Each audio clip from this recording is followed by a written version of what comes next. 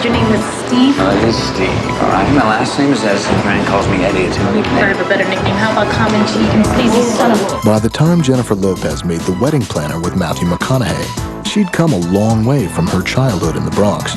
But J-Lo knows what she wants and gets it. A year and a half to 2 years ago, that's when she came out and she said that she wanted a salary of $9 million. And basically, she is getting that $9 million per film salary. The paycheck wasn't the only reason Jennifer made The Wedding Planner. I had been looking for a romantic comedy because I've always wanted to do one because they're like my favorite kind of movie. And this one came along and I just loved it. This is a departure for both of us as far as types of roles. There's real innocence to the story and the characters. After The Wedding Planner, Jennifer made another run at action with Angel Eyes. I think they expect actresses to be kind of wussy or something, so when like you're like, no, I'll run. It's okay. Yeah, I don't need my stunt double to run for me. I kind of like the way I run, so let's just stay with that. Jennifer attended the premiere of Angel Eyes with her new husband, dancer-choreographer Chris Judd. The marriage wouldn't last long. They separated after just 9 months. On screen, Jennifer remained busy with the thriller Enough. She plays a housewife who turns to martial arts to get even with her abusive husband, played by Billy Campbell. Some kind of martial art is what they wanted. And when I let my trainer read it, I was like, this is what we got to get ready for. And he's like, you know, there's a fighting technique that's perfect for this, because if the guy's going to be big and you're so tiny, you know what I mean? That's something that you might want to look into. Well, Jennifer found this system called Krav Maga, which is an Israeli-developed way of teaching women, both in the military and in civilian life, to defend themselves. There were times when I'm thinking, okay, if one of those like wrapped fists of J-Lo's, which are whistling by my head at a certain speed, connects, you know, I could be in trouble. I could be in trouble. She bruised my ribs. Enough did well, even with all the summer blockbuster competition. But what really put Jennifer in the news was her new boyfriend. About going somewhere. Somewhere really, really clean. J-Lo met Ben Affleck during the production of Gigli while she was still married to Chris Judd.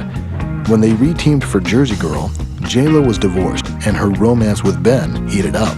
She's kind of a throwback, you know, she loves the old movie stars and how it used to be and sort of believes in that and thinks that that's what people want, or what like movies are supposed to be, make you think of a place more magical and more wonderful than the place that you live. And I think that's how she saw them growing up. But before Gigli and Jersey Girl made it to theaters, Jennifer proved her box office appeal with an old-fashioned Cinderella story, Made in Manhattan. Jennifer plays a hotel maid who sets her sights on Ralph Fiennes and a management job. They're not going to make a maid a manager, all right? Give me a break. And why not? It's a new day. Anything's possible. You know, I understand this person, you know what I mean? I lived 20 years of my life almost in the Bronx, you know, growing up in that kind of background and having people, you know, tell you you can't do things, or you know, unconsciously kind of sending that message to you, and still wanting to kind of try something and take a risk and do something more with your life. By this time, J-Lo was an empire unto herself. Movies, music, a restaurant, perfume. Her every move with Ben hitting the papers. But wild media speculation about J-Lo and Ben's wedding plans jinxed the opening of Gigli. The movie tanked at the box office. Bennifer, as the couple was now known, also blamed the press when they called off their wedding at the very last minute. Jennifer may have put the brakes on her wedding, but her career was going full bore. Her next project, a remake of the Japanese hit Shall We Dance, co-starred Richard Gere and Susan Sarandon, after which J-Lo surprised fans by marrying singer Mark Anthony just 5 months after breaking off her engagement to Ben Affleck.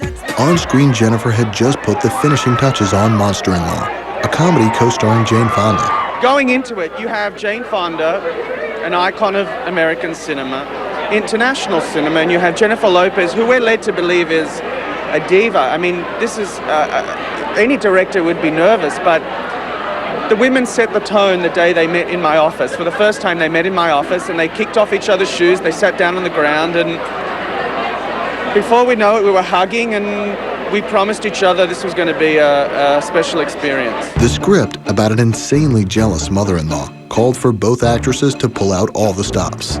Gosh, you know, you just kind of have to go for it every single time. I mean, that's your job as an actor. When you get on that set, when it's your coverage, when it's not your coverage, to be right there every single time. And it is a hard job. It's not, I know some people must think, oh, whatever, filming a movie, it's easy. But it's not. I mean, there's tons of angles and it has to cut together and you have to kind of do the same thing but keep it fresh. It was a lot of fun to be interacting with Jennifer because she's very talented. That's a sentiment shared by another famous co-star, Robert Redford. I think Jennifer's a natural actor. I think that's the way I see it. And I mean, she's obviously multi-talented, but she has a natural acting ability. Stay there. Yeah, cut.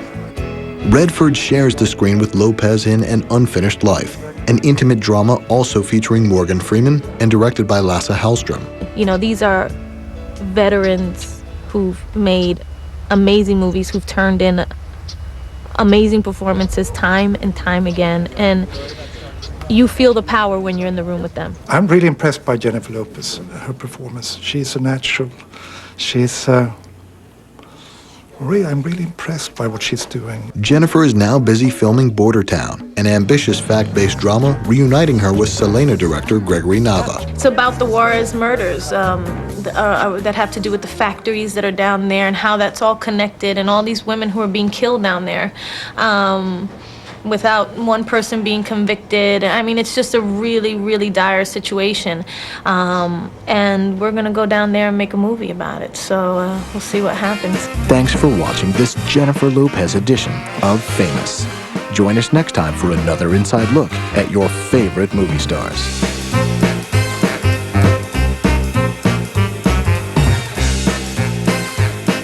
It's Hollywood's mad dash to Oscar gold. Get up to speed on the top contenders.